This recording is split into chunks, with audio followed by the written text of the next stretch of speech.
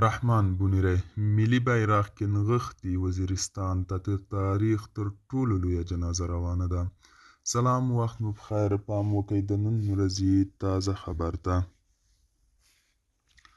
خبریال او لیکوال رحمان بونیری د ګیلمن وزیر د شهادت په مناسبت لیکلي: په ملي بیرغ کې نغښتي د ګیلمن جنازه پلرنۍ ټاټوبي ده، په داسې حال کې وړل کېږي چې قدم په قدم ورته د ګلونو پاشلو لپاره خلک ولاړ دي.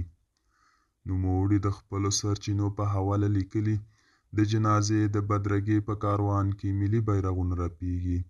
د یو خبریال په حواله وزیرستان ته د تاریخ تر ټولو ستره جنازه روانه ده. او مجید قرار وایي ګیلمن نه تکرارېدونکې اسطوره بللې وه. نوموړي لیکي: ګیلمن د خوشحال خان او ملنګ جان د ګیلمنو اروا تکرار و. ګیلمن په ملي فکر او احساس کې داسې حل لکه خوږه چې په شیرینیو کې حل شي.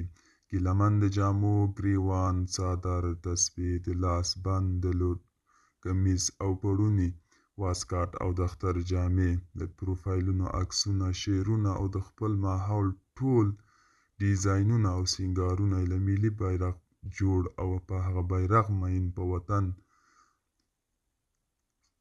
د ملي ارزښتونو په تنګ و. د نوموړي په وینا ګیلمن له خپلو ګیلمن و، له پردیو ګیلې نه کولې، په پردیو حملې کولې. ګیلمن باید کله یو ارزښتمن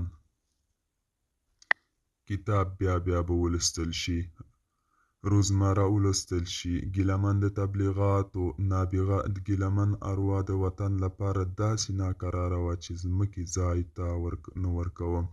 هره لحظه به یې باید یو څه کړي، یو څه یې ویلي، یو څه یې ستایلي، یو څه یې غندلي او یو څه یې لولي، یو څه د کلي ووایي. هغه د قلم، قول او عمل میږه هم وه.